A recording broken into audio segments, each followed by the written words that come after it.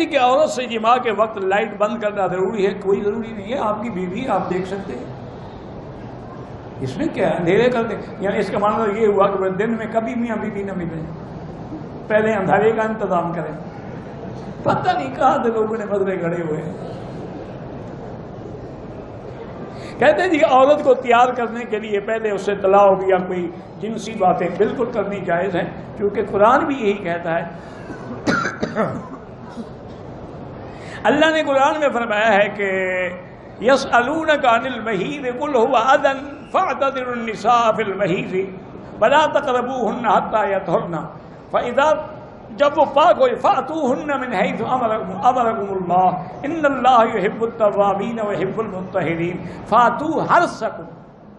قرآن کہتے ہیں حرث، اپنی کھیتی کی جگہ، تو کھیتی میں تو ہل بھی چلانا پڑتا ہے، پانی بھی لگانا پڑتا ہے، اس کی چھانٹ چھڑکاو بھی کرنی پڑتی ہے، بوٹیاں بھی باندھنی پڑتی ہیں، تبھی کھیتی ہوگی نا، تو اس لیے سب جائز ہے۔ بلکہ علماء نے یہ بھی لکھا ہے کہ اگر میاں بیوی آپس میں پیار کر رہے ہیں، طلاق کر رہے ہیں، بوس و کنار، تو یہ نفل پڑھنے سے بھی زیادہ ثواب، کیونکہ اس سے وہ زنا سے بچے گا نا۔ اور اگر محبت نہیں ہوگی تو وہ منہ کالا کرے گا، جہنم میں جائے گا۔ اگر عورت اپنے مرد کے اس شرمگاہ پہ بوسہ دے، بہرحال یہ شریعت کے خلاف ہے۔ میاں بیوی بغیر کپڑوں کے سو سکتے ہیں؟ کیوں نہیں سو سکتے؟ ہاں میاں بیوی ہیں، بالکل سو سکتے ہیں۔ تم وہ مسئلے پوچھو نا جی شریعت کے یا تقوی کے، پرہیزگاری کے، وہ چھوڑو۔ وہ تو انبیاء نے تو کبھی دیکھا نہیں، بیوی فرماتی کہ میں نے حضور کا بدن ہی نہیں دیکھا، تو وہ بغیر کپڑوں کے کیسے سوتے ہوں گے؟ وہ بلند مقام ہے۔ جہاں تک فتویٰ ہے وہ یہی ہے کہ تم میاں بیوی سو سکتے ہو بغیر کپڑوں کے۔ میاں بیوی کو ایک دوسرے کے جسم کے سطح تک دیکھنا جائز ہے، سب کچھ دیکھنا جائز ہے، دیکھنا تو منع نہیں ہے۔ ہن لباس لکم وانتم لباس لہن۔ کہتے ہیں کہ اپنی بیوی سے آدمی آگے اور پیچھے دونوں سے جماع کر سکتا ہے۔ پیچھے سے جماع کرنے پر اللہ کے نبی نے لعنت بھیجی ہے کہ من اتی فی دبر امرأتہ فعلیہ لعنت اللہ، جو آدمی عورت کو غلط استعمال کرتا ہے اس پر اللہ کی لعنت ہوتی ہے۔ اب تمہاری مرضی ہے کہ اپنی بیوی کے باوجود لعنتی بنتے رہو، تو اس کا ہم کیا کر سکتے ہیں؟ اصل مشکل یہ ہے کہ آج کل ہم جس دور سے گزر رہے ہیں نا جی، یہ بڑی فحاشی اور عریانی اور بے حیائی کا دور ہے۔ فلمیں ہیں، اچھا پہلے تو لوگ پھر بھی فلم دیکھنے کے لیے جاتے تھے، اب تو آج ہر آدمی کے ہاتھ میں اور جیب میں موبائل ہے، جب چاہے فلم دیکھ لے، جب چاہے جو چاہے دیکھ لے۔ تو اس وجہ سے یہ ساری بے حیائی پھیل رہی ہے، ورنہ آج سے 10 سال پہلے بھی کوئی مسئلہ نہیں پوچھتا تھا۔ یہ مسائل اب پیدا ہوئے ہیں کیونکہ فلمیں دیکھ دیکھ کے یہ سیکھ رہے ہیں۔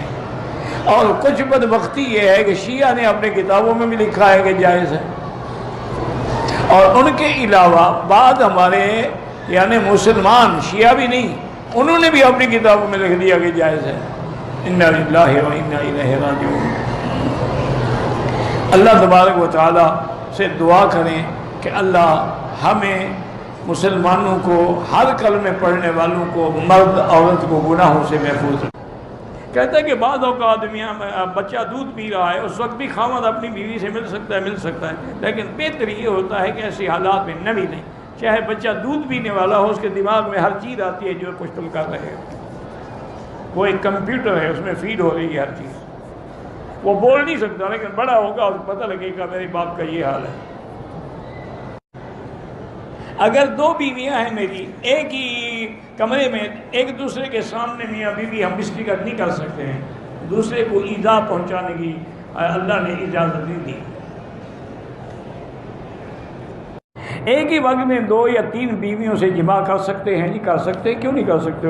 اگر اللہ نے تمہیں طاقت دی ہے کر سکتے ہو۔ اور یہ تو حدیث میں بھی ہے، میرے آقا جب حج میں تشریف لا رہے تھے تو ساری بیویاں ساتھ تھیں، اور آخر میں آپ کی 9 بیویاں تھیں، 11 سے نکاح ہوا لیکن آخر میں 9 تھیں، وہ 9 کے 9 بیویاں ساتھ تھیں۔ حضور مدینے سے ذوالحلیفہ آ گئے، وہاں قیام فرمایا، رات گزاری، تو اسی رات میں حضور نے اپنی ہر بیوی کے ساتھ جا کے مجامعت کی تاکہ سنت بھی پوری ہو جائے اور احرام سے پہلے سب کے خواہشات نفسانی بھی مٹ جائیں۔ تو اگر یہ ناجائز ہوتا تو حضور صاحب سے کیوں ایسی بات کرتے؟ جائز ہے۔ کوئی آدمی عورت کے ماہواری کے ایام میں ہم بستری کرے، وہ گناہ گار ہے، توبہ بھی کرے، صدقہ و خیرات بھی کرے، قرآن کے خلاف ہے کہ یسألونک عن المحیض قل هو اذى،